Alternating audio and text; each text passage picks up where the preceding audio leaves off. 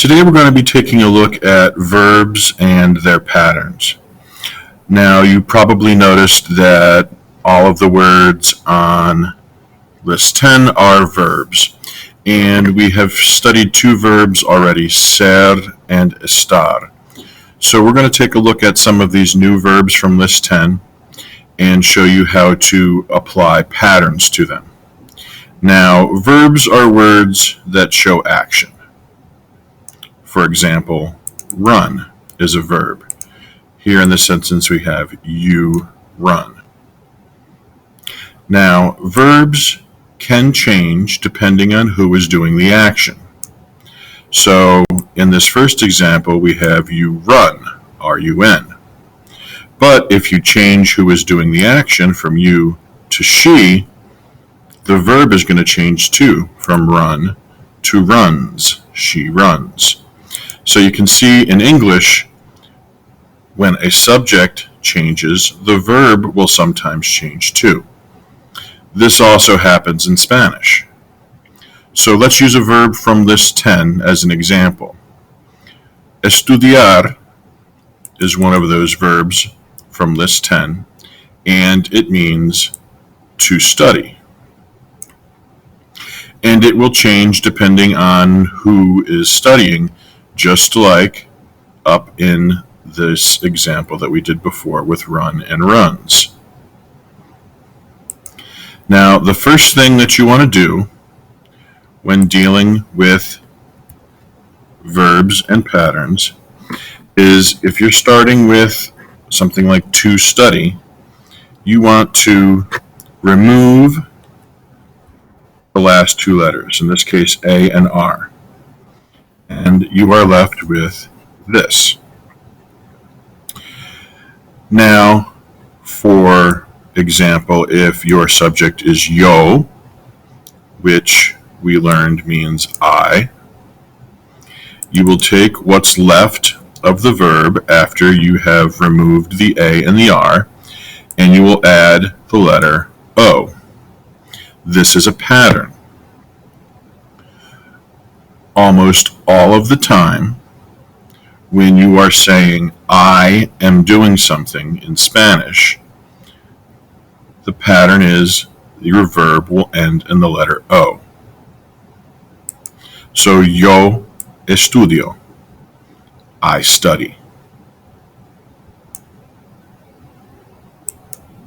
Now, if you were to have your subject be tú, which we learned means you would do the same thing. You would start off with your verb estudiar and remove the A and the R, leaving you with this.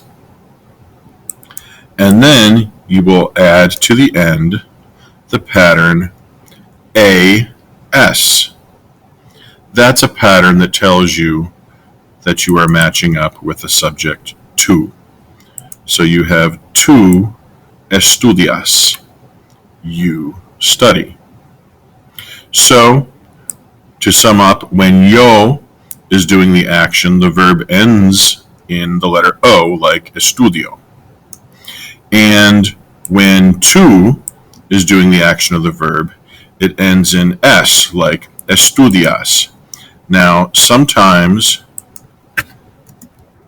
that will be AS, like here. Other times it will be ES. And we'll see an example of that below. If you look down at the bottom of the document, you'll see there's a chart here that gives you the opportunity to show that you can use these patterns with the verbs from list 10. Here's an example. Hablar, to talk. You again want to start off by removing those last two letters in hablar, leaving you with that. Then, for yo, you will add the correct pattern on, which is the letter O. So now you have yo hablo, I talk. That is going to be the same method that you use for all of these here, where you're going to have a subject of yo. It will be the same for all of them, no exceptions. Over in this last column, you will use the pattern for tu. And it goes through the same process, only you're adding a different pattern on the end. Again, you're going to start with removing the last two letters, the A and the R, leaving you with this again. And then for tu, you will add the pattern AS. Tu hablas. Now you have you talk. Now I mentioned up here earlier that sometimes you will use ES. It will always, however, end in the letter S. So how do you tell whether or not to use AS or to use ES?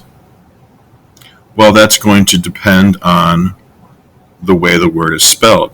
For example, if you look down at the first one you're going to do on your own, the word comer, to eat, you'll notice that unlike hablar and earlier estudiar, this does not end in AR, but instead it ends in ER.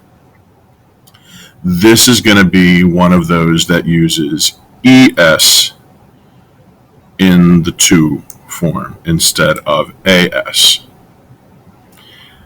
If you go down a little farther, you'll see the word escribir, which means to write, and you'll also notice here that it, just like comer, doesn't end in AR like hablar did and estudiar. It ends in IR. So if you see that, when you do the tu form, that is also going to end in ES. So look for those because it's not always going to be AS. Sometimes it will be ES. So take some time now and fill in these two sections of the chart. Follow the example, making sure that you have your subject and your verb, and then in parentheses next to it, write what its meaning is. Like here you wrote yo hablo, and that's I talks for the example. So make sure you do that for each one.